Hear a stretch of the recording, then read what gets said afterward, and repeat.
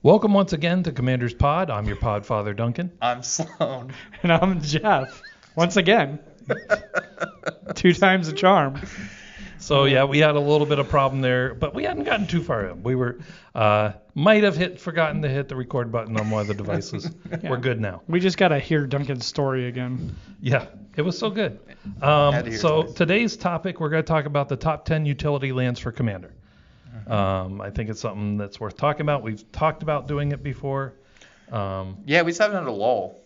I feel like there's always Magic news, so Yeah. it's hard to kind of slide in our own topics. Yep. Yeah, but these top 10s are fun. Yes. But Aggro Jeff is back after a 3-week hiatus. Yes. So that'll be good. And we'll have some tales from the table and some tips from Sloan. Yes, sir. So let's start off. Aggro Jeff, what's aggravating you today? Well, I think everybody's going to be able to connect with this too. I think this is one that really drives home. It's one of those things that really just probably aggravates a lot of people. Just really just gets to them. And that's fake cheese.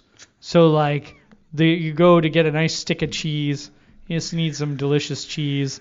And it doesn't taste like cheese. It's just oil. I feel like I'm being catfished by whoever's making this cheese. And it's a real problem. I think a lot of people out there can connect with this problem. It's aggravating and frustrating.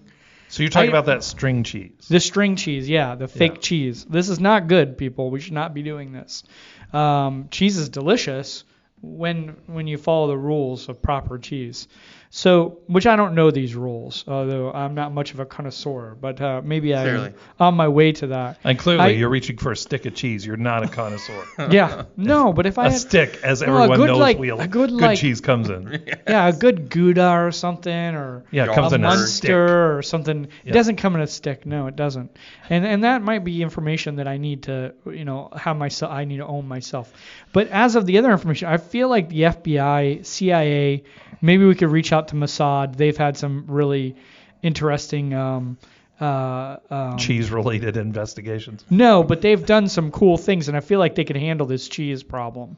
They've handled a lot bigger problems. Maybe not a lot bigger, but somewhat bigger. Yeah, just a little. Let's get someone involved in this, though. Who do we got to call? Call your congressman. Call your senator. Yep. Let's get the phones ringing. Yeah, let's get some real fake cheese in there. Where's real Maha? Stick cheese. Where's Maha on this? RFK. We need them involved. Wow. Yeah, me getting catfished by the cheese market. So, oh, boy. Very weird. I'm sorry, folks.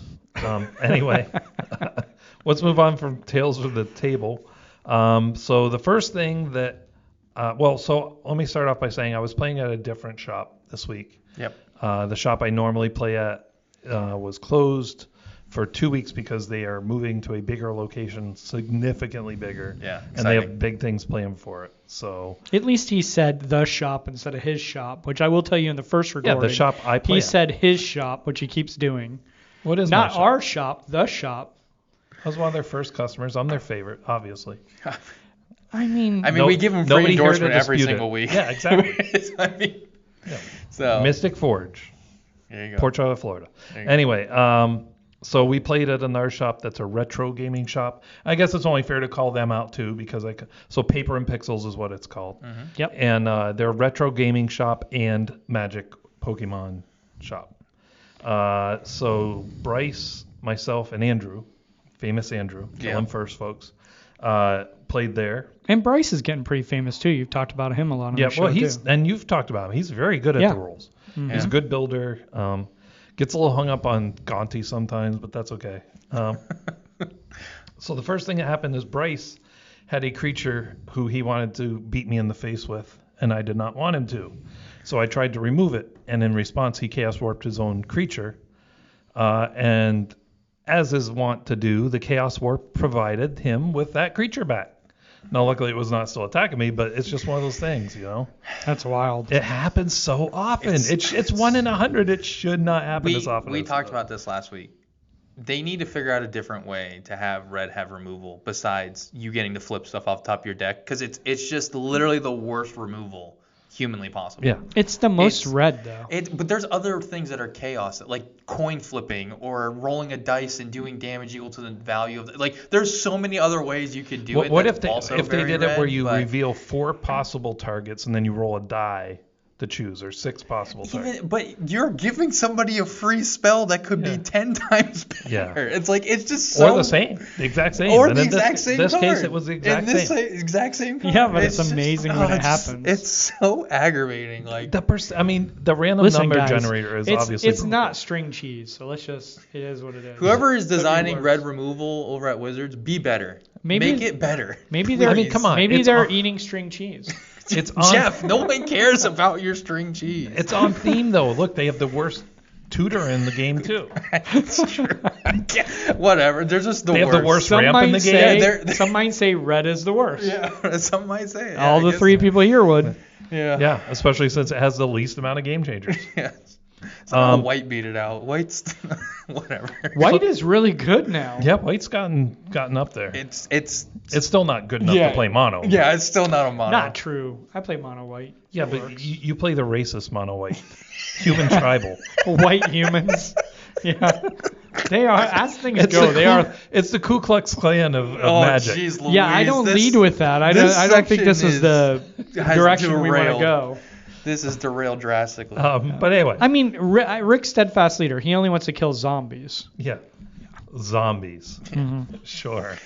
Anyway, so the other thing that happened that was kind of fun is last game of the night on Saturday night, and shop's going to close in half an hour. We had played one quick one where I won with Lear, Disciple of the Drown. Yep. But I won so fast we had time for one more. We're like, that one took 25 minutes. We should be able to do this one in half an hour.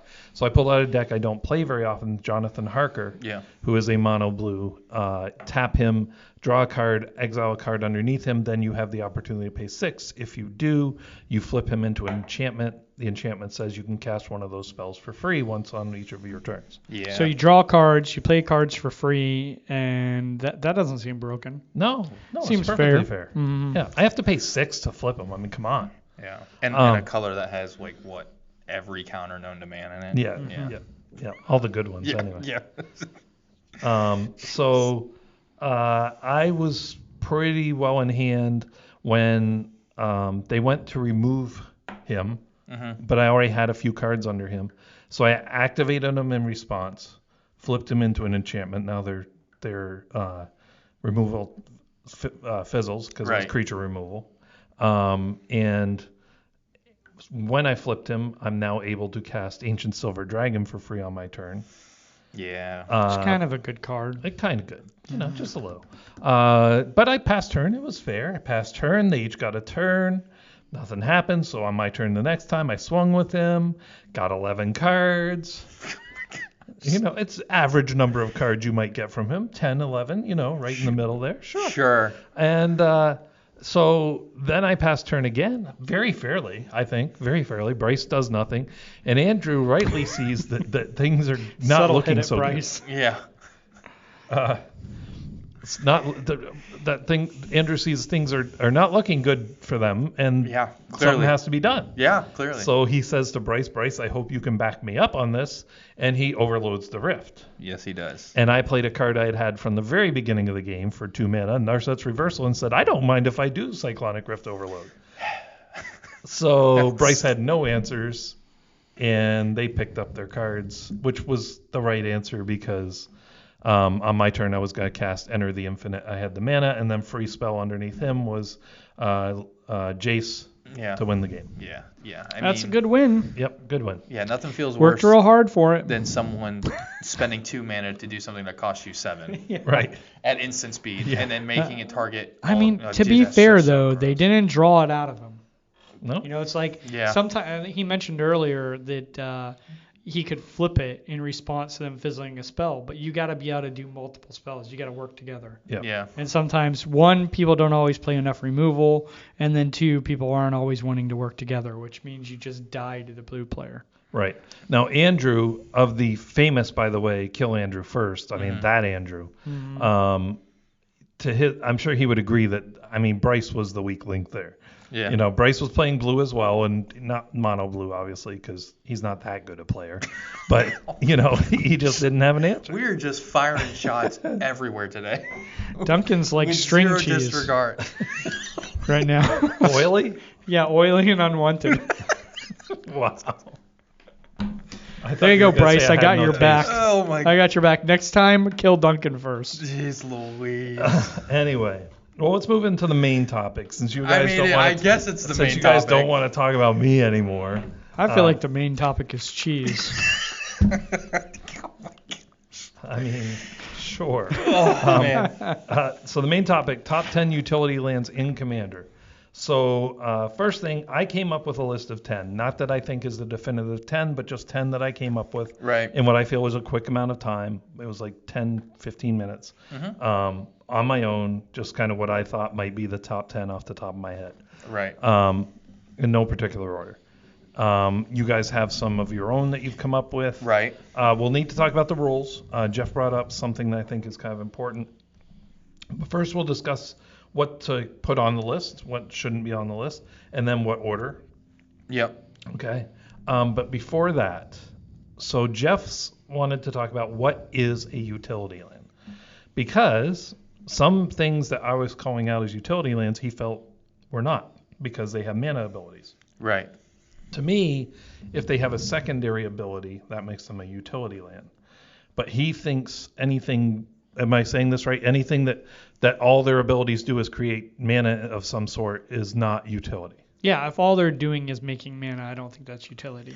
Because then we'd have to include things in here like Gaia's Cradle. Gaia's Cradle, Nithcos, Shrine Right. of Nyx. You'd have to include Tree City. And we would have no room for what I would consider actually utility lands on this list. It would just be full of mana generators. Right. I mean, I would agree with that. I would say when you're talking about a utility land, it is something that has an ability that is not just purely tap, produce mana. Now, the exception to that would be something like you have on your list too, which I have on my list, which is Phyrexian Tower. Because although all of its abilities are mana abilities, it in a sack deck, which is typically where you're playing, Right. Aristocrat. it's a sack outlet. So its utility ability is the ability to sacrifice something.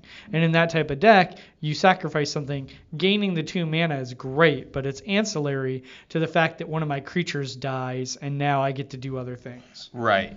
Yeah. Which is kind of that. So that was my thought process with the cards that I came up with, and I was thinking about was what are cards that do something that I would say is so impactful that if this card fits in your deck, like it's almost like you gotta have it be one of your non-basic land options. That was kind of my thought process behind this, where I'm thinking if this card can fit, whether it's the colors required, again, just pointing out Phyrexian Tower is black, so you have to have it in a deck that can obviously have black in it in order to utilize it.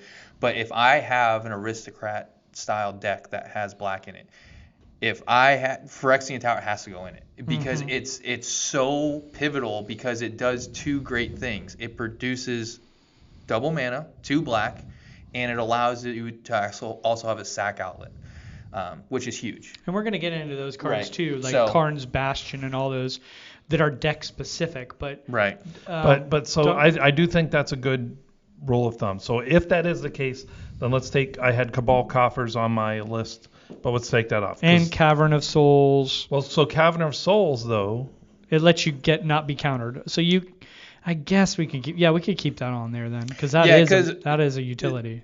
So the big thing with something like that, with Cavern of Souls, in my opinion, because it is extremely specific, so it's beyond being a color specific, which it doesn't have a color involved, but you'll get what I'm saying here in a second. You actually have to have a creature focused deck and have a tribal creature focused deck to really not necessarily. I've seen it played a lot in ones you where just they wanna just keep don't your want their commander. commander. be countered. Like Yeah, my which is true. Kalia deck, it's Angels, Demons, Dragons, right? Right. I have never cast that card saying Angels, Demons, or Dragons.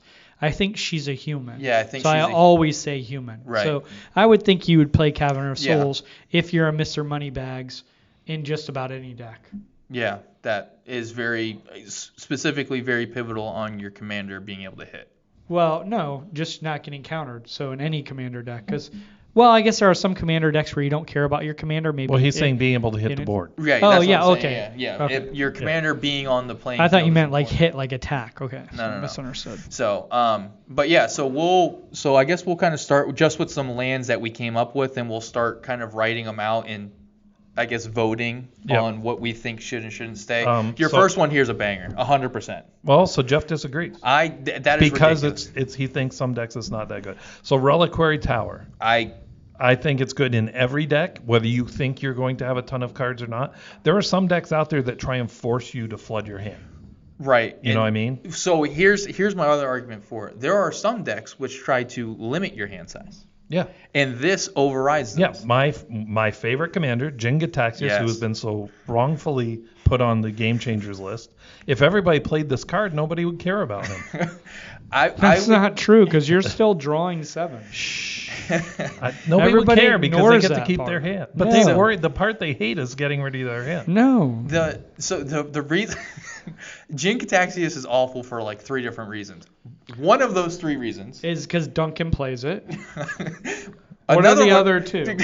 The other reason was because not only does it give him card advantage, it gives you card disadvantage by making you have a maximum hand size of 0. Yeah, but we're talking about one commander now. The reality is you guys tend to play decks more where this type of stuff is happening to you. But my point is, it's Yeah. it's a defensive land in the sense that people can't really affect your hand size, and it's also an offensive land because if you're playing at a table or you yourself are playing a deck that cares about drawing, because there's a lot of group hug decks out there that want you to draw a bunch of cards and dig through your deck, and this is something where you can kind of abuse the fact that they're giving you those extra cards by not having to ever get rid of any of them, and then you can so the reason why I like Reliquary Tower is because 1, it comes in untapped. 2, it produces 1 colorless, and on top of that, it allows you not to have a hand size maximum, so you have unlimited hand size. That's I think 4 things. That's 3 things. No, because you forgot about Duncan. Oh,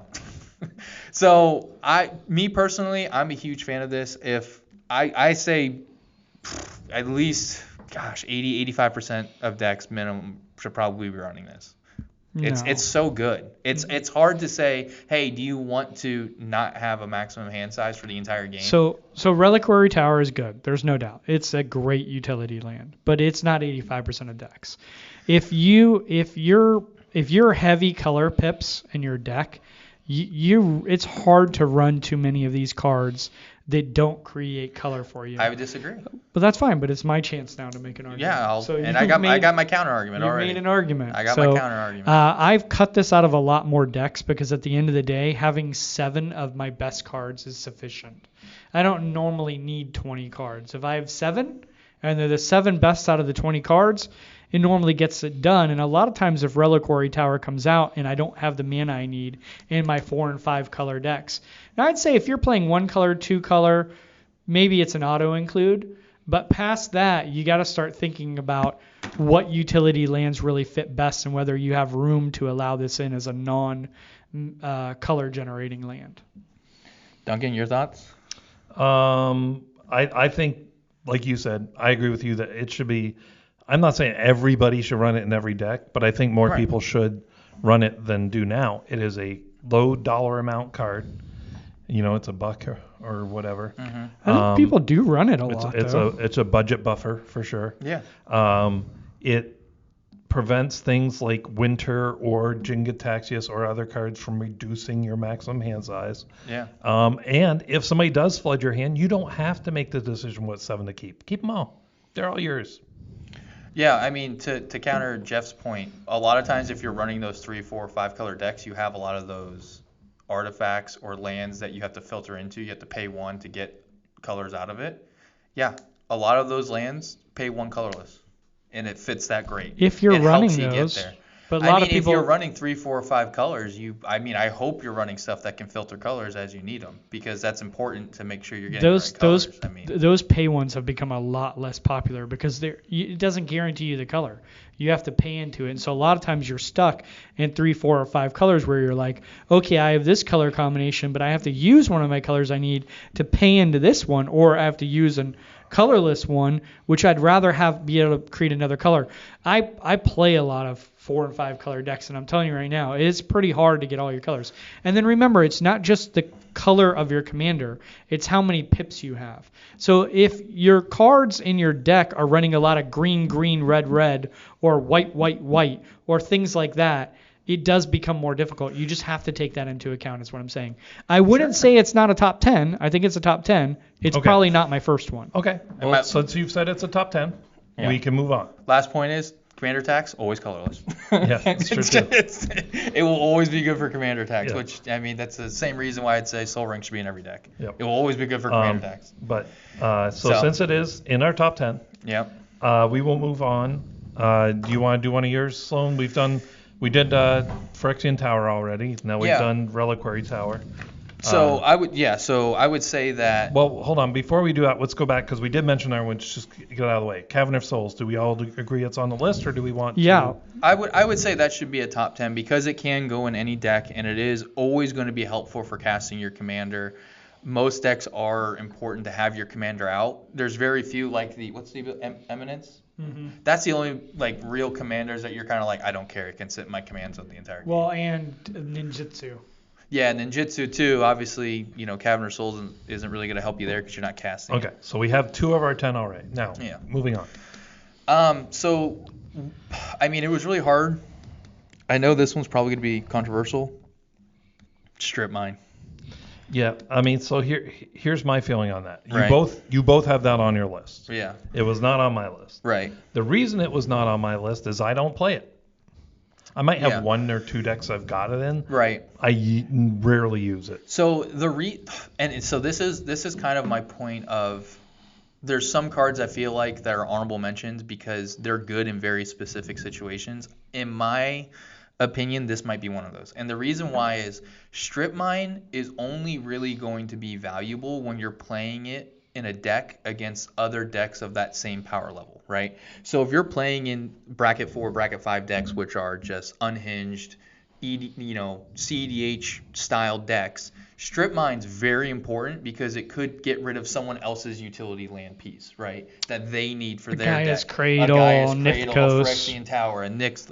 It could get rid of any number of those lands. And so this one, even though I think it is a very good land and it's very powerful, it's only going to be as powerful as the decks you're playing against. Right. Right. Otherwise, you're just being mean. Right. Otherwise, you're just being a kind of a jerk. And the other thing it does, which is a problem, is it basically negatives you and negatives one other player, pushing the 2 other players ahead a land. Right. And so in a 1-on-1 game, it's more effective than it is in a 1v, in a 4-on-4, yeah. Right. So that's a challenge. So are we agreeing that one should be an honorable mention? I think ultimately because of how niche this is and how specific, I think this would have to be an honorable mention. I don't know. Jeff, I'd like to see how the list plays out. Okay, so we'll set it aside for now, but most likely it's an honorable mention.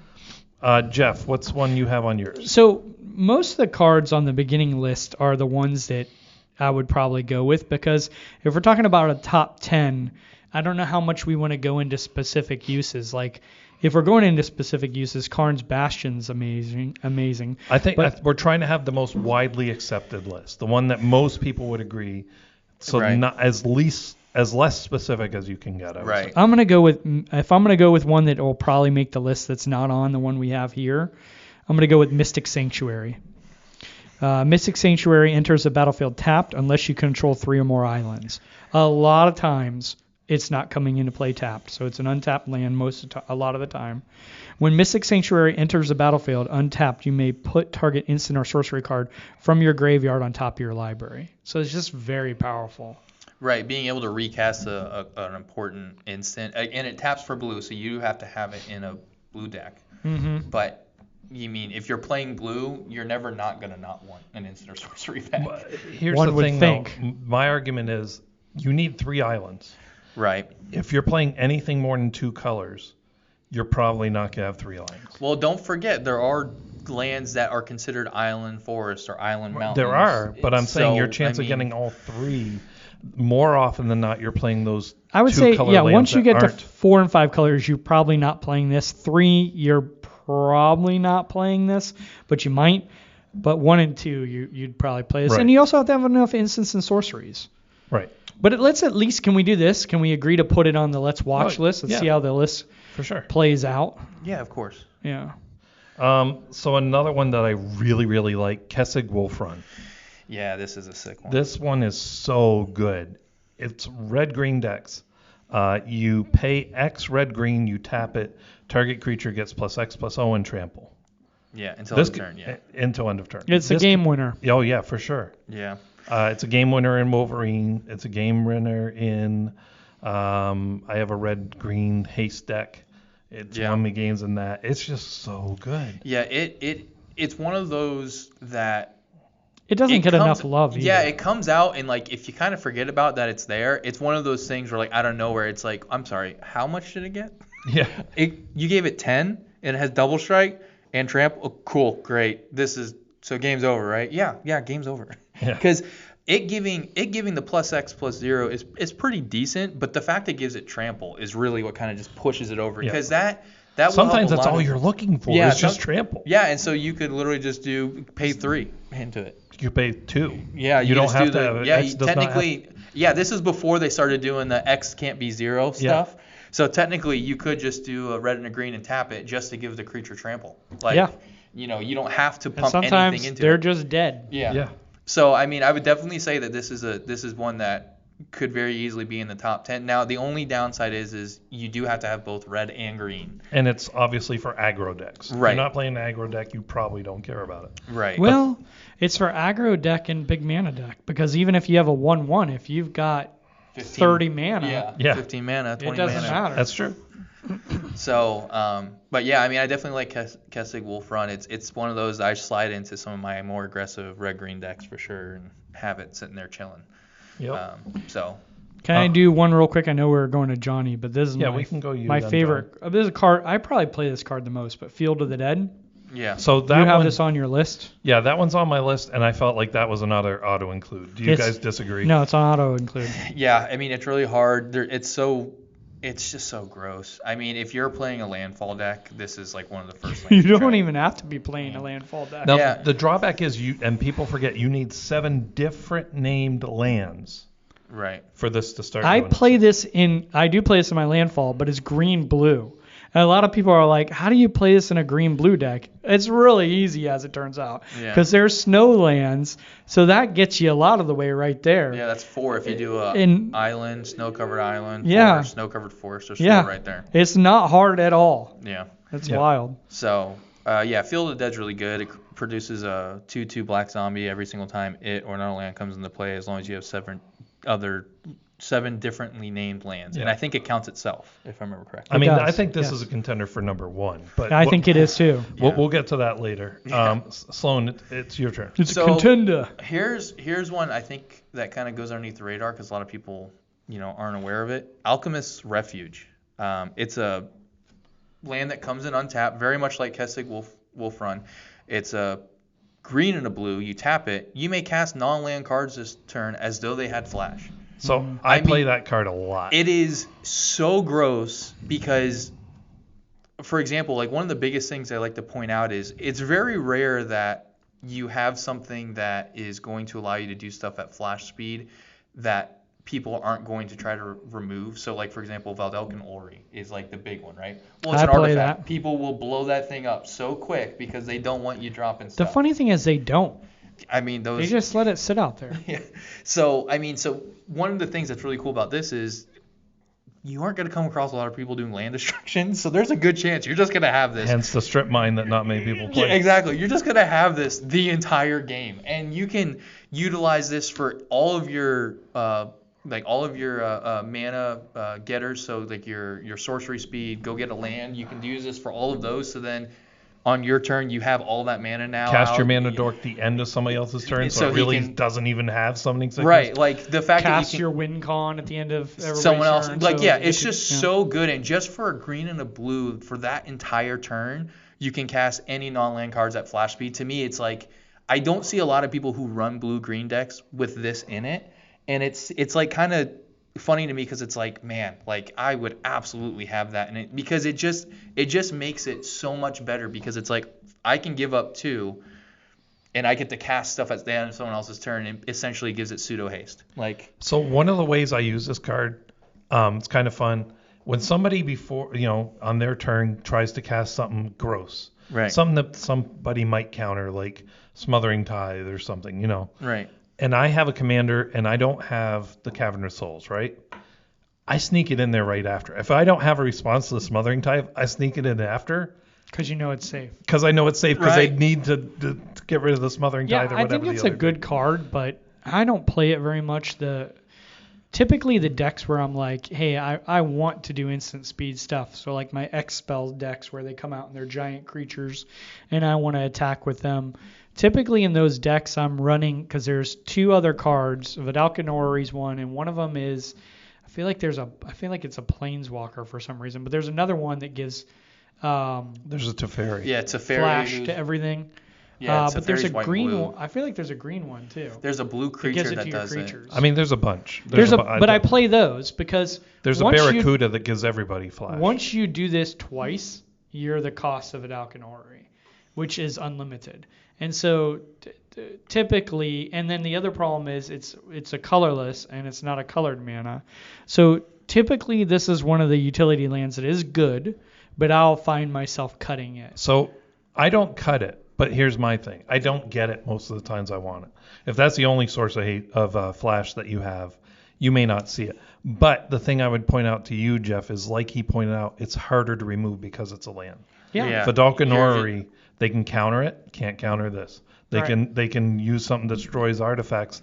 Most people don't play land destruction. Yeah, I mean I think that's kind of the nice thing. And the other thing too is, and I know you said it only taps for colorless, which obviously if it tapped for color, it'd be way better and probably be a lot more expensive than it is because I think this is under $1. But again, even if you don't use it for its second ability, you still have a mana. Right.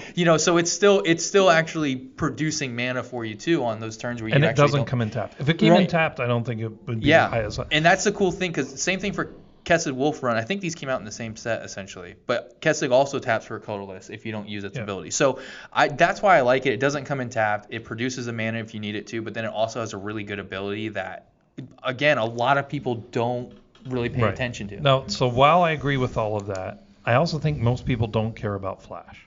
Right. I mean, it's good. You can do a lot of things with it, but I think for the most part, there are people that never, ever think about flash. They don't do it. They don't consider it. It's just not something they try and do. For that reason, I do think it's an honorable mention. I did consider this with my list. Yeah.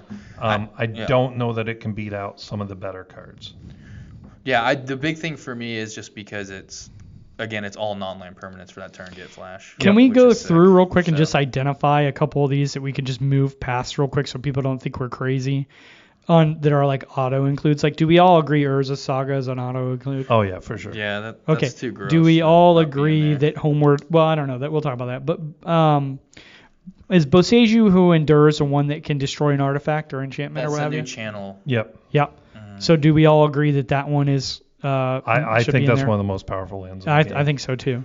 Yeah, it and the other one that's the same thing for blue, Ottawara Soaring City. I have Ottawara So on my I list do too. not think that is as good It's because not. it is just bounce, not destroy. But it can be cheap. It can be one blue a lot It can of be times. one. Yeah, it can be. But I'm just saying.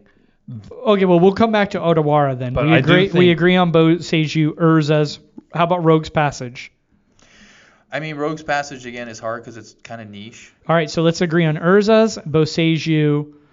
Let's add those to the list, and then we'll move on to some other ones. Okay. Does that work? Yep. Yeah. So the next one I want to talk about is Boseiju Who Shelters All. Mm-hmm. The older brother of Boseiju Who Endures. Yeah. And the thing that I like here, so it does come in tapped. This is one of the few tapped lands that I play regularly.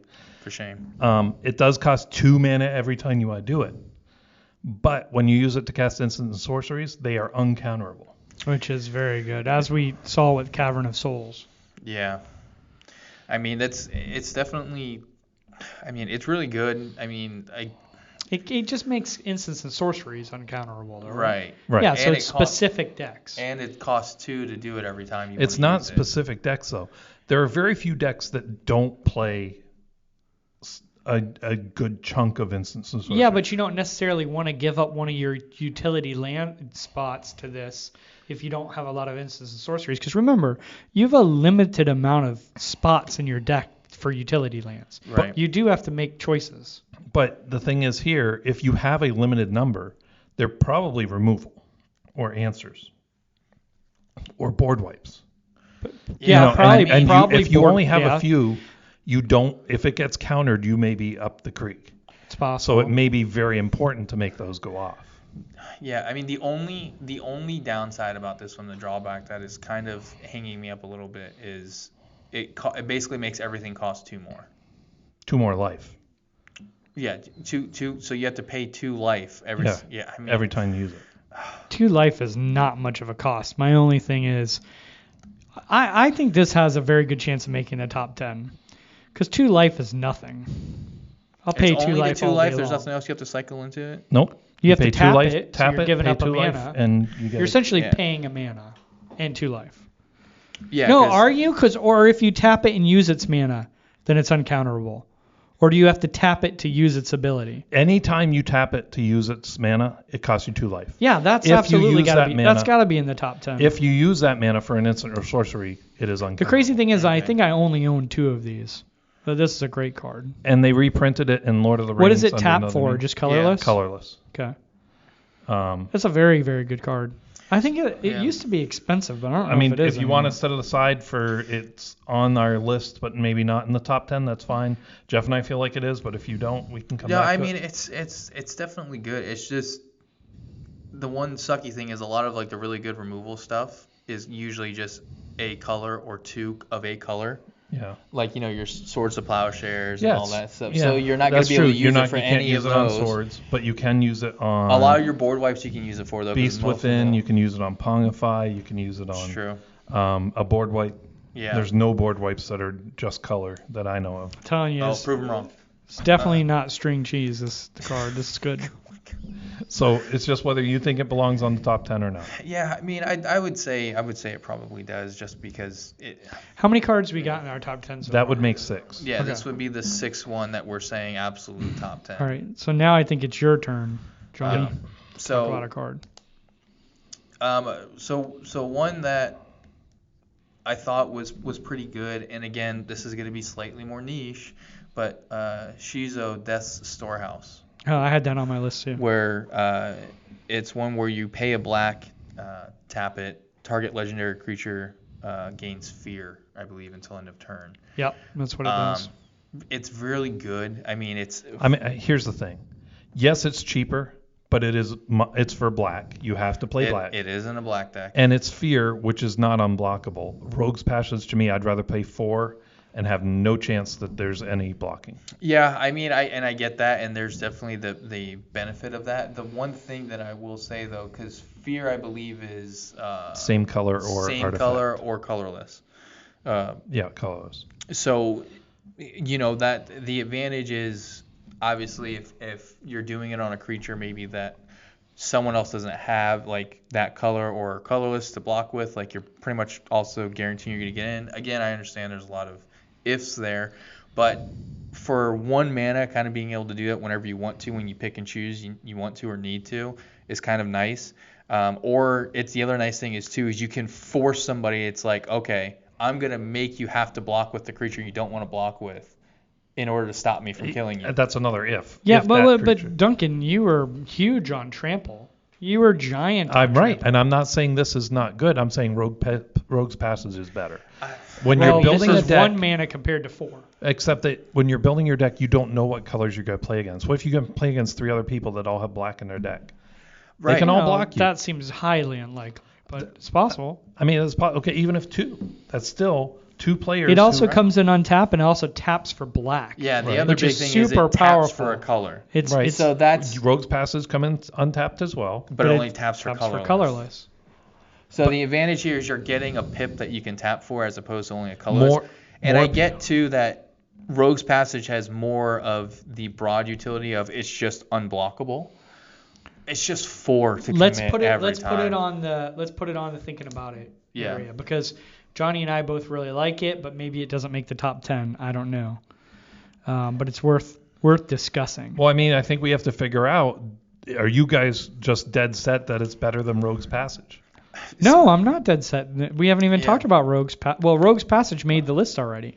Well, No, it did not these all- are the ones that Duncan thought of. And, and it's again, not necessarily automatic. All right, well then let's. Do you want to just like? Why do we have to pick one right now? Because to go forward, what's the point? It doesn't have to be better than Rogue's Passage. It just has to be better than whatever is number 10. There's no way that both Rogue's Passage and that will make the list. 100% they could both make the list. Why Okay. not? Well, we'll find out. Yeah. All right. So it's your turn, Jeff. So I've got one that's interesting. It's it doesn't get a lot of love. It's a little bit of a weird one, but in the right deck, it's quite powerful. But I think it might be too niche. But I'll bring it up anyways. Hall of the Bandit Lord. So Hall of the Bandit Lord comes into play tapped. And then you tap, pay 3 life, add 1 mana to your mana pool. If that mana is spent on a creature spell, that creature has haste. Now, the other one that I'm going to put with that, which might be an upgraded version of that, so maybe this one makes it, but it can only go in red decks. So I'd say for like red decks, this beats it. Arena of Glory enters the battlefield tapped unless you control a mountain. So it probably doesn't enter tapped. And then red, tap, exert Arena of Glory, add red, so you're getting extra mana. If that mana is spent on a creature spell, it gains haste until the end of turn. Now, the problem is you're going to exert this land, so you won't get to untap it on your next upkeep, but you already got the red from that, and it gives your creature haste. So certain decks like Kalia, who want to come out quick and do their thing, this is very powerful. Aggro decks would love this. I think I would, if I had to choose between the two, I would pick Hall of the Bandit Lord because it is good for any deck. Right. And Yeah. if you have red, you just use both if you need it, because I do. Yeah, I mean, so the red one is definitely interesting. The exert mechanic. Technically, you can have a way to force untapping. You can still get to untap it. It just can't untap at your untap step. So that is kind of cool. But yeah, the one that the colorless one that can go in any deck, like that one definitely, because of the utility of I can just put this in any deck I want, is Yeah, and very we nice. talked about using the flash to bring in your stuff at the end of someone else's turn. Yeah. With this, you don't even have to do that. You can drop your crazy, nutty threat and just go ham on them. Yeah. So I mean, I definitely think that is So a good one. which do you think Hall of the Bandit Lord's better? I would say Hall of the Bandit Lord, just because it can go in any deck. You're not locked to a color. Okay. I am not convinced it's top 10. If you two are, I could be. I don't know that I don't am play either. haste as much as most people, so I'd like to get as Yeah. many, get these in a list, and then we'll sort of argue about it. okay. Yeah, I mean, you don't need haste to cast instances. So, Duncan, do you have another to one? counter people's Of course stuff. I do. So I have Homeward Path. Homeward Path taps for 1 colorless. It does not come in tapped. Each player gains control, or you can also tap it. Each player gains control of all creatures he or she owns. Yeah, that's a good There's a lot of steel decks, a lot of cast from your deck decks. Especially at your shop. Yeah. Well, no, just in general. They've made At Duncan's shop. 4 Gaunties. You know what I mean? Yeah. It's ridiculous. Yeah, I mean, they Yeah, those literally- people are taking my cards all the time. Yeah. Duncan's really nice. He's like, dude, don't do that to just cards. He's very sensitive. Yeah. And then I cry, and then they get the point. It's mainly because we don't want to hear him talk about it the next day. Yeah. It's Yeah. not because we It's actually care about Jeff. self-preservation. Yeah, it's self-preservation. It has nothing to do with Jeff. That's fair. It's probably true. No, I mean, yeah, this is a really hard one to not say because of the rise of stealing mechanics that have been going on in Magic. This is a hard one not to want to include in most of your decks because of the fact that, again, it can go in any deck. It produces colorless mana, and it kind of helps get rid of that person that's trying to, because again, the other thing is this can be done at instant speed. Yeah. So if someone is going to, I don't know, try to kill somebody with your commander or their commander, or they're trying to kill you with your own commander, no, I'm not gonna let that happen. I was gonna let you swing at somebody else. Yeah, I'm not like gonna let you swing at me, insurrection. though. Nah. Yes. Like, You know, what? so this is definitely one that's up there for me for sure. I mean, I could see this being on the top 10. The only problem with it, though, is that it's giving back everybody their own stuff. So I've seen Right. many times where this like things like this go off, and you're like, oh, crap. John doesn't have it now, but Joe has it. Well, yeah, So the you thing have that's to- really terrible is just that another person I don't want to have it because a lot of times those steel decks, right, they're stealing stuff and casting them out of your deck. You have to use it responsibly. If somebody has one of your things and 4 of somebody else's that if they get it, their commander is now 10 times better, don't use it. So the problem is I see logically, like in my head, how this is an amazing card, but it's hard for me to want to put it in the top 10 because I literally play it in 0 decks. I fully admit that might be a mistake. Especially how you've been seeing the games go. Yeah, I don't know, though, because I don't play it, and I don't know that it I don't play it enough, but I much. know how good it is. I can also tell you a good indicator of how good it is. Bryce wants it banned because it affects Gonti so much. One guy wanting it banned. I'm just saying because it affects Gonti and those steel decks so much. Yeah, I mean there has been a crazy uptick of steel decks for sure. I mean, but that's the meta. I don't know if is that true out there in the world? Yeah, it just is. Yeah, all of Thunder Junction was like that. It wanted to steal all your stuff. Okay. When they created, I think there was Aether Drift stuff that was stealing stuff. Like, so if you guys are that strong on deck. it, let's go ahead and put it in the top 10. We're at 7 now, right? Yeah, if we auto include that one, we'd be at 7. Yep. So, who just Sloan, do you have any more? So this one kind of couples with Phyrexian Tower. So this one's a little bit better because it can go in any deck. It's high market. So you tap it, add 1 colorless mana to your mana pool, or you can tap it, sacrifice a creature, you gain 1 life. This one, because of the fact that there's a lot of decks now, specifically Tarkir I'm going to bring up because it just came out. Zurgo. He creates a bajillion warriors that are going to be sacrificed at the end of your turn. Get some use out of them. Yeah, get some life out of them, and on top of that, the ability says if this creature is attacking and it dies, you get to draw a card. If you have to sacrifice it and it wasn't attacking, each opponent loses 1 life, you gain 1 life. So if you want to specifically draw a card and no one blocked it to kill it, you can do it after it's done its damage in the attacking phase still, when it's still technically attacking, to gain a life and draw a card. Right. So, and again, because this is colorless, you can put it in any deck. It's really good. Obviously, in Aristocrat decks, it's going to be phenomenal. I have a free sack outlet once a turn, and it's going to gain me a life, plus do all the other nasty stuff that's going to happen when I sacrifice a creature. I just don't think sacrifice outside of Aristocrat is something most people care about. Gaining 1 life, Yeah, it's not. Again, gaining the 1 life isn't like world changing, but it's just. This should actually go on the list of utility specific to theme decks. Because like Karn's Bastion would be on there, we talked about before. This would go on there. As we said, Phyrexian Arena Phyrexian Tower would go on there. But like not for the top 10 general. Right, and that's why I said it's probably not going to make it in the top 10 just because it is a little bit more specific. But because it is colorless, it can go in any deck. Yeah, it is definitely worth an honorable mention. It is a good card. And I will say, too, if let's say someone's trying to homeward path and get back their stuff that you control, well, I'm going to at least kill one of the things before you can get it back. Yeah, so there you go, Bryce. Yeah. Good inclusion for you. Yeah, there you go. So you can sack something to keep someone from getting their thing back when you steal it, if it's a creature, obviously. Yep. So, but yeah, that was one that I thought it's really good. It's super, again, in the right deck, it's just super powerful. Jeff, did you have another one? Yeah, so this one's a little interesting. I don't know how it's going to end up going out, but it's called Vault of the Archangel. So it's comes in untapped. It taps for a colorless. You pay 2, a white and a black. Creatures you control gain Death Touch and Lifelink until the end of turn. So sometimes when you have these onboard triggers like this, and you can hold back mana, you don't even have to use the ability. So especially if you have other things to do with your mana on other people's turns, you can let it go around the whole turn cycle. You didn't have to use it, right? Because they stayed away from you because they know you can give your stuff Death Touch. So they're like, I don't want my stuff to possibly die. At the end of the turn cycle, you play whatever card you wanted to play. You still get your value. Whether it's putting mana into something to draw cards or whatever it might be that you're able to do. And then when you do activate this on an attack, you can gain a lot of life and kill a lot of stuff. And it can be quite powerful. I do think it's good. This is another one I did consider when I was making my list. I don't think it's top 10. Yeah, I'm not sure it is either, but we do have 3 slots to fill. So yeah, I do think it's good. I don't think it's top 10. I think we already have better cards available to us. Right. But definitely honorable mention. Yeah, for sure. So what else have you got, Sloan?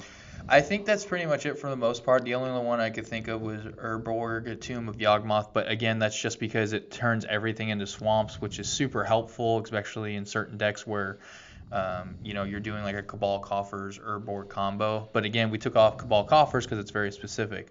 Yeah. And then, I the reason it was Cabal Coffers and not Tomb of Yawgmoth that I want to bring this up. Tomb of Yawgmoth is the enabler for Cabal Coffers. It costs more, so people give it more love and consider it a better card. But really, Cabal Coffers is the one doing the job there. Without that, Tomb of Yawgmoth, I think far less people would play it. Yeah, I have one more that we could talk about real quick. Command Beacon. Yeah. So this is one I'm glad you brought up. Yep. Comes in untapped, taps for 1 colorless. Tap, sacrifice Command Beacon, put your commander into your hand from the command zone. A lot of times we have those decks where they really depends on our commander. I can think of my Reese the Redeemed deck where he only costs 1 green. I mean, I think you guys, we've played multiple games where you guys have killed him like 10, 11, 12 times. Yeah, it's fun. So it's a hobby. Yeah. So his non-elf this deck. is very powerful in a deck like that where you can just I'm gonna avoid commander attacks. Yeah, I like this card. It's really good if somebody's played Draenith Magistrate, gets you around that. Right. If your commander tax has gotten too high, it gets you around that. There's just a lot of things. If you're paying Phage the Untouchable, this is the only option you have to cast your commander and not lose the game. Yeah. That's a very specific one, but I'm just saying I like Command Beacon.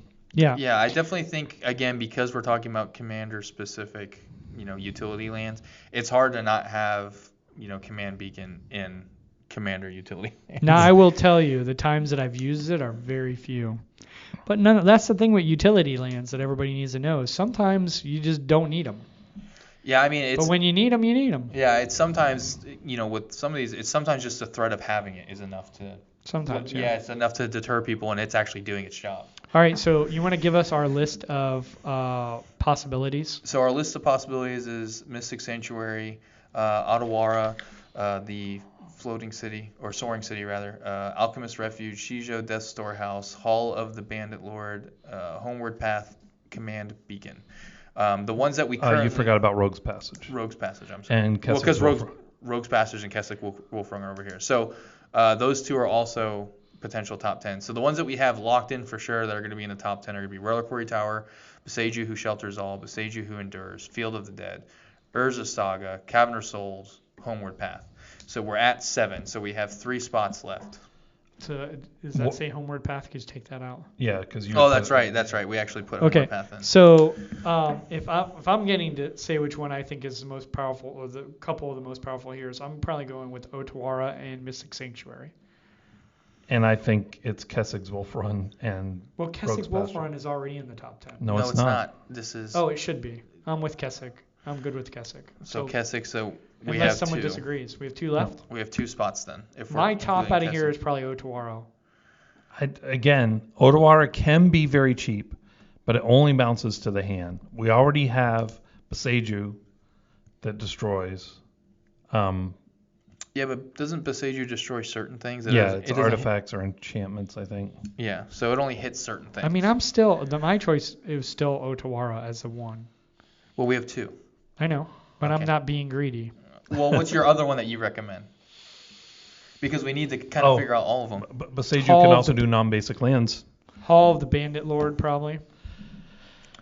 Yeah, I mean, it's so hard to pick because, again, I'm trying to think of in the broad scheme of things. If I well, let's try and take things out then. Command Beacon. I think it has a place in the top 10, possibly. Yeah, I mean, it's really hard because it does get around a lot of stuff that kind of shuts off commanders. It helps a lot. Alchemist Refuge and Shizo's Death Storehouse are good, but I don't think they're as good as the others. I agree with that. Yeah, statement. it's just they just because they're too specific. I think we can't have them be in the overall top 10. Yeah. So now we have 3. We just need to cut 1. Rogue's Passage is still there. We have 4. Mystic Sanctuary, Otawara, Hall of the Bandit Lord, and Command Beacon. I would argue Mystic Sanctuary falls into the same issue with Shizo and Alchemist Refuge, where it's only as useful we're down to 3. in like the 2-color decks. We're down to 3. Well, we also have Rogue's Passage over here too, which is chilling. I'd put. Okay, well let's deal with that real quick. I think I would put Rogue's Passage in. Again, 4 is a lot. Right. The only reason why I think I wouldn't put it in top 10 utility is because, one, the cost, and two, it's one creature becomes unblockable. So again, that kind of makes it fall in the niche category where you want this one, like in the deck you want it. It might But- be but- the most Yeah, powerful it is card, by but it far. definitely Okay, doesn't well, go if in that's every the deck. argument, haste should not be on the list either then. Because that, again, is one creature. I would What are you rather talking have about? unblockable Hollow the Bandit Lord. I would rather have unblockable than haste. But I mean, again, jeez Louise. Yeah, that's but you're so not paying hard. 4 for it. So let's say you play your big threat, right, that costs 9, 10 mana or whatever. I'm going to kill you on my turn, and now it has haste. Yeah, Like, because so you're that not yeah, paying 4 for it. The 4 is a problem. The thing with the Rogue's Passage too is if your creature doesn't have haste. For example, his argument is I can now make this creature an immediate threat. Rogue's Passage is if it doesn't have haste, I have to wait an entire turn before it becomes a threat. And they know it's a threat because you Well, have there Rogue's are other Passage. ways to get haste, but yes, you're right, assuming we're only using lands. Yeah. However, how many times have you had a big creature, right? And then you want to swing, but they have death touch? Or how many times do you have your commander who you get something if you hit them, or another creature where you get something if you hit them? You just can't get through, and you really want to. You need to get through. Yeah, but I don't know. They're both good. Remember, we're making a decision. Yeah, What's I mean, the best? Tough decision. Yeah, my argument, it's just 4 mana is so much to commit. It's so hard to say there's nothing else I can do for 4 mana to get this guy through. There's nothing, like nothing at all. Like there's other and I get it. We're trying to focus on lands, but part of the land is there any other way in my deck to make this happen? If you're playing a deck that's so focused on a creature getting through, you probably have 10 to 12 other All right, ways to how get a about creature this? through. Rogue's Passage and Hollow the Bandit Lord make it in. That rounds out our 10. I mean, that would round out 10. So I just have to choose myself between Odawara, which I think saves your behind a lot of times. But Again, it is bouncing and it's color specific. You have to be running blue. The advantage of Rogue's Passage is it's not color specific. all right, The we'll advantage go of Hall of the Bandit Lord and Rogue's Passage. I can live with that. And then, as you guys heard, we have the honorable mentions here as well. Also, if we could take a second beyond the honorable mentions, there were some ones we talked about specific to game styles. One of those that was really cool that I talk about, Valakut, the Molten Pinnacle. Have you guys heard of this one? Yeah. I think so. I don't know. Yeah, I heard what it is off the top I of my talked head. about 2 hours ago with you. Yeah, you did. No, I But knew about Valakut, the Molten Pinnacle, enters the battlefield tapped. Whenever a mountain enters the battlefield under your control, if you control at least 5 other mountains, which is hard, you may have Valakut, the Molten Pinnacle, deal 3 damage to target creature or player. So, in red, once you get to 5 lands, you're destroying a creature every time you play a land, Yep. which seems But we're nutty. getting a little bit off topic because we still have to pick what order these go in. Oh, we do? Yes. Louise. That So is- it's easier than you think. I think Field of the Dead is number 1. Okay, I could agree with that. Cavern of Souls might be the other competitor. Okay, I can agree with that. You just want to agree to end it. No. I would personally, I would put I really Cavern want of a Souls. cheese I would stick. put jeez Louise. I would put Cavern of Souls over Field of Dead mainly because Cavern of Souls is going to be online immediately compared to Field of Dead. You have to get there first. Right. Okay, I can agree with that. So Okay. Cavern of Souls is our number 1 overall utility land for Commander. Number 2 is Field of the Dead. And then Urza's Saga. I think that's fair. I would agree with that. So 3 is going to be Urza. And then I'm going to go I would say Boseiju. Boseiju who endures. Yeah. Yep. It's just so good. Then, Yeah, I wish I had one. I mean, I'm kind of loving Who Shelters All at this point. Yeah, I mean that one's really Let's good. go Boseiju, Boseiju.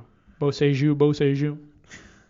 Please don't. Oh, we're going to sing a song. Kessig Wolfrun, I think, among the ones that are left, is probably the most powerful. So this is So- going to strike you guys as funny because I argued against Reliquary Tower, but not against it being in the top 10. I just didn't want it to be number 1. I actually think Reliquary Tower should fall there. Okay. I think that's a good. Yeah, I think that's a I'm good okay with placement that. too. But then Kessig, I think, has to go next. We've got, what are our choices? Hold on, I'm trying to cross them off so we can see. Urza Saga's done. Hall of the Bandit Lord, So- Kessig's Wolfrun, Homeward Path. And then Rogue's Passage. Rogue's So what Passage. which one did you just suggest? He said Kessig. Yeah, let's go Kessig. Kessig. Yeah. I mean, it's a game winner. And then do we have one that we know is last? I think Rogue's Passage I would is put last. Rogue probably at Probably last. because of the cost. So go Yeah. 10 on Rogue's Passage, and then we just need to figure 8 and 9. And 8 and 9 is between Homeward Path and... I think it would be Hall of the Bandit Lord, Hall- then Homeward Path. All right, I'm good with that. Because 'Cause I haste don't- is I don't more really important like than... Homeward It's got to come Path that up... much. Haste is more often useful than getting your stuff back. All right, I feel pretty good about that. So one more time for posterity. Alrighty, so top to bottom, Or let's go 10 to 1, because Yep. that's the way you do a top 10. coming at number 10 for the Commander's Pod is going to be Rogue's Passage. Number 9, Homeward Path. Number 8, Hall of the Bandit Lord. Number 7, Kessig Wolf Run. 6, Reliquary Tower. 5, Buseju, Who Shelters All. 4, Buseju, Who Endures. 3, Urza's Saga. 2, Field of the Dead. Number 1 for Commander's Pod, Cavern of Souls. And I think most lists I've seen have Cavern of Souls number 1. So that's... It's so hard not It's to also say. the most expensive card on that list. Yeah, right. And I think the Field of second the most... Dead, Field of the Dead, Field I of think Dead's is right up there. It's the 3 most expensive are Cavern of Souls, Field of Dead, and Buseju, Who Shelters All, I believe. Yeah, I think you might be right. Those are the most expensive ones. Hall of the Bandit Lord, $16. I Urza suspect that's Saga because was of like reprint. 30 for a while. Yeah. Oh, Urza Saga is expensive too. That's You know, true. but it's gotten down a little bit because Yeah. they did reprint it. But so that's a pretty good list. If you think you have some better ideas, or we missed something, or you disagree with our order, cast at commanderspod.com. Let us know. And which one of these are game changers? Field of the Dead? Yep. Is that the only one, or No, is I Urza think- also a game changer? I think Buseju, who Endures. is Yeah, a game it is. changer. Urza Okay. Saga is a game changer. Yeah, I believe it is too. Yeah, I mean, a lot of these are going to be on the game because they're good. Mm-hmm. They're on there for a reason. But so tips, what you got for us? Yeah, so I got an interesting one that kind of came up at the shop 2 weeks ago, so I wanted to bring it up. At Duncan's shop? At Duncan's shop, specifically Duncan's Yeah. shop, only his shop. No one else goes there except for him and who he allows. It's a exclusive club. Yep. They serve string cheese. Yeah, so this is twofold. So the first part is copy spell and cast a copy of the spell are 2 different abilities. Yes. And they matter for a very specific reason, which Duncan will tell you is important for our Commander League because it has come up multiple times now. So there are certain spells that you can cast them, and I'll just give you a couple, and it says copy target spell. You don't cast it. There's no cast triggers that are happening if you do this. You're just getting to copy the spell. So Reverberate, Narset's Reversal, and Display of Power are all cards that specifically say copy instant and or sorcery. You may choose new targets for the copies. So Yep. you're just copying the spell And as it is. You're like, why does that matter? Yes. So the reason why that matters is because there's an ability called Storm. That's one of the yeah. reasons. Yeah. So the reason why I'm bringing this up is because Storm very specifically has the worded text of, let me read it here. I want to make sure I get it right. I don't want to say it wrong for everybody. So the actual wording is, when you cast this spell, copy it for each other spell that was cast before it this turn. If the spell has any targets, you may choose new targets for any of the copies. So here's the other thing about that, though. Casting a copy is still not casting a spell. So even for the cast a copy does not trigger Storm. It has to be a spell card. Right. So the thing is, when you go to cast something with Storm, if you copied it or you're casting a copy, it does not count towards the Storm count Right. to increase the number. However, if you're casting a copy and you have other things that trigger from something being cast, Yeah. those still do trigger. Right. As long as it says if a spell, if it says if a spell is cast, it still won't count if a copy is cast. More often, the thing you're going to run into that matters is targeting. Right. When you copy a spell instead of casting a copy, you do not get to reselect the targets unless it specifically says you may reselect. That's why Yeah, you they may always choose new say target. that. Right. And so for the sake of this, whenever you go to do, because in Tarkir they came out with some new cards that use the Storm mechanic, Including enchantments. including an enchantment, which, by the way, whenever you copy an enchantment, it becomes a token. Right. So Whenever you copy any permanent spell. right, whenever you copy any permanent spell, it becomes a token. But the big thing is to remember that those do not count towards the total number of spells cast because they technically are not being cast. You're copying it, or even if you're casting a copy, does not count towards the storm count. Right. So just make sure you're paying attention to that, because it can go from you killing somebody or you not actually killing somebody because you did it wrong. Right. And also, you're like, they swords to plowshares. If you have some copy that does not say you may reselect targets, you're like, oh yeah, well I copy that. Oh, you're going to kill your creature too? Cool. Yeah. Thanks. Yeah, because if it does not allow you to retarget, it is you're just making it copy and target the same exact thing. In that case, you're just choosing not to gain life. No, because you would still gain You'd life. still gain life. You're just choosing to waste your card. Yourself. Yeah. You're not killing me. I'm killing you. Killing me. Right, exactly. Yeah. It's like quitting before you're fired. But yeah, so creating a copy and casting a copy are two different abilities. There are specific cards that say you may cast a copy compared to cards that say you may make a copy of a spell. Yeah. And they do different things depending on what you have out in the field. So just be mindful of when you're doing that. Like I said, Storm's something they brought back in Tarkir. Just want to make sure you guys are doing it right. Yeah, be mindful. That's good. With May the 4th be with you this weekend. Yeah. Oh. Well, we're recording on Revenge of the 5th. So that's right. Is that a thing now, Revenge of the 5th? Yeah. So the one I've always seen. Never heard that. There's always a bigger 5th, and then Revenge of the 6th. Okay. Yeah. Yep. Yeah. There's always a bigger 5th. Yep. I like that one. So. Yep. But that's it. That's your pro tip. That's a good one because people do get that wrong. Yes. But thank you guys for joining us this week. Really appreciate it. We hope you liked our top 10. You can always email us, cast@commanderspod.com, like I said before. You can always find us on youtube.com/commanderspod. You can find us on all the streaming audio book, podcast services. Yep. So you can check us out there. If you want to support us, patreon.com/commanderspod. We really appreciate it. Please and thank you. We're trying to upgrade equipment. We're trying to have a better quality product for you guys. We got some stuff planned for the future, some recording. Should they start hitting the like button too? Right that here? Would be great. The like button, the subscribe button. The like subscribe button. Somewhere here. Yeah. You guys are putting a lot on me there, but we'll see what I can do. There will be like and subscribe somewhere on this video at some point, maybe at the end. But anyway, that's all the time we have for today. Thank you for joining us. We hope to see you next time. And remember, eat more cheese. Oh,